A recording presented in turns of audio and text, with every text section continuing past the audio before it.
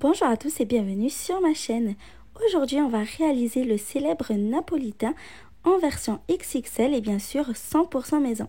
C'est parti pour la recette. Je commence par réaliser la ganache au chocolat. Donc je viens hacher finement 200 g de chocolat noir ou au lait selon vos préférences. Dans une casserole, je vais ajouter 200 ml de crème liquide entière et je vais la porter à ébullition. J'ai disposé le chocolat haché dans un bol et je viens verser la crème chaude par-dessus en une seule fois. Je laisse un petit peu le temps au chocolat de fondre tout seul. Et puis je commence à mélanger délicatement. Et donc je vais bien remuer jusqu'à obtenir une ganache bien lisse et brillante. Pour plus d'idées de recettes, n'hésitez pas à vous abonner à ma chaîne sans oublier d'activer la cloche de notification pour ne manquer aucune vidéo. Je viens rabattre au centre le chocolat qui reste sur les bords. Je recouvre la ganache de film alimentaire, donc je prends bien soin de la filmer au contact. Et je mets la ganache au réfrigérateur pour 2 heures. Ensuite, on va réaliser les biscuits génoises, donc je commence par clarifier 4 œufs. Donc, c'est-à-dire que je sépare les blancs des jaunes dans 2 récipients différents. Je réserve les blancs d'œufs de côté. Sur les jaunes, je viens ajouter 150 g de sucre et un sachet de sucre vanillé. Je vais venir blanchir le mélange en fouettant énergiquement pendant 2 à 3 minutes. Je viens ensuite ajouter 120 g de beurre fondu Tiédi. Donc c'est important de ne pas l'ajouter quand il est encore chaud au risque de cuire les jaunes d'œufs. Je mélange pour incorporer le beurre à la préparation. Je viens ajouter 100 ml de lait et je mélange à nouveau. Je viens ensuite tamiser 150 g de farine ainsi que 100 g de maïzena. Donc la maïzena, c'est de la fécule de maïs. La combinaison des deux va apporter encore plus de moelleux et de légèreté au gâteau. Je tamise également un sachet de levure chimique de 7 g. Et je viens mélanger le tout en commençant du centre vers l'extérieur. Donc pour éviter les grumeaux, c'est toujours très important de tamiser les poudres. Quand la pâte commence à devenir compacte, je continue à la maryse jusqu'à ce que ce soit bien homogène. Je récupère les 4 blancs d'œufs que j'avais mis de côté et je viens ajouter une petite pincée de sel. À l'aide d'un batteur électrique, je viens les monter en neige.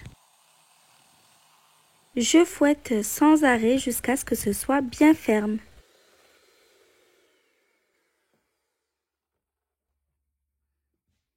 J'ajoute les blancs montés en neige à la précédente préparation, donc en 3 fois, et en les incorporant très délicatement à la maryse pour ne pas faire retomber les blancs.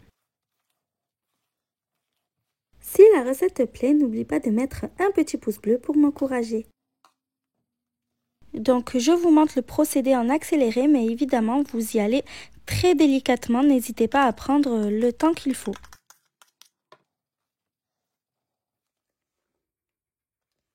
Quand les blancs montés en neige sont bien incorporés, on va venir séparer la pâte en 2 tiers et 1 tiers. Dans la première pâte, je vais ajouter une cuillère à café d'extrait de vanille. Je vais l'intégrer délicatement toujours à la maryse. Et puis dans le tiers de pâte, je vais venir tamiser 15 g de cacao amer. Je mélange à nouveau délicatement avec une maryse. Si c'est trop compact, n'hésitez pas à mettre une cuillère à soupe de lait. Dans un carré à pâtisserie de 23 cm chemisé de papier sulfurisé, j'ajoute les 2 tiers de pâte à la vanille. J'étale la pâte uniformément dans le moule. Donc le four, je l'ai préchauffé à l'avance à 180 degrés. J'égalise bien la surface. Et dans un moule à cake de 13 x 23 cm, j'ajoute la préparation au chocolat. Donc peu importe ce que vous prenez, l'essentiel étant d'avoir un biscuit à la vanille qui soit 2 fois plus grand que celui au chocolat, mais ayant exactement la même épaisseur. J'enfourne donc le tout à 180 degrés pendant 15 minutes. Après cuisson, je laisse les biscuits totalement refroidir. Et quand ils ont bien refroidi, je vais venir retirer le chapeau du biscuit au chocolat. Donc ça, c'est important de le faire quand c'est bien froid, sinon le biscuit va s'effriter. Je vais commencer par couper le gâteau à la vanille en 2 parts égales. Et puis, je vais découper les bords des gâteaux. Donc, toujours en prenant le biscuit au chocolat comme base pour ne pas couper trop petit. Je coupe également les bords du biscuit au chocolat que j'avais oublié de faire au départ. Les chutes, vous pouvez les déguster ainsi, c'est tout aussi bon, ou les réutiliser dans un tiramisu par exemple. Je récupère la ganache au chocolat qui a bien pris au réfrigérateur et je la mélange un peu pour la détendre. Je vous rappelle que tous les ingrédients et les mesures exactes sont notés dans la description.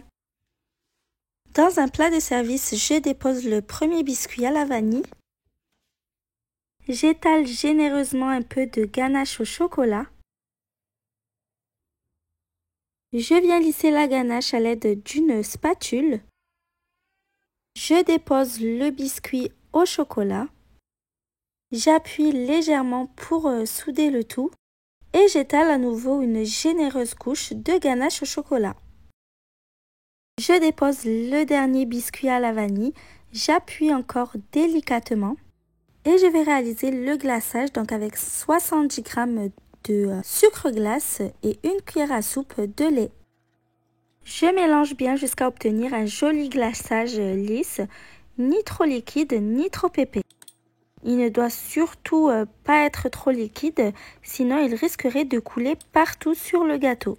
Je vous conseille donc d'ajouter le lait petit à petit. Ce n'est pas obligatoire, mais pour que ce soit complètement droit, je viens détailler encore une dernière fois les bords, donc en coupant ce qui dépasse. J'étale le glaçage blanc sur le dessus du gâteau, en faisant bien attention à ce qu'il ne coule pas sur les bords. Donc je l'étale délicatement avec le dos d'une cuillère.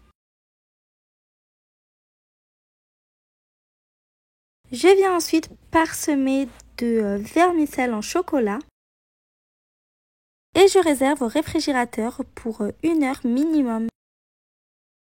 Donc après 1 heure, le glaçage a bien pris, la ganache également.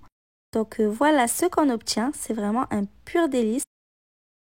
J'espère que la recette vous a plu. Si c'est le cas, comme d'habitude, n'oubliez pas de commenter, de liker et de partager la vidéo. À bientôt!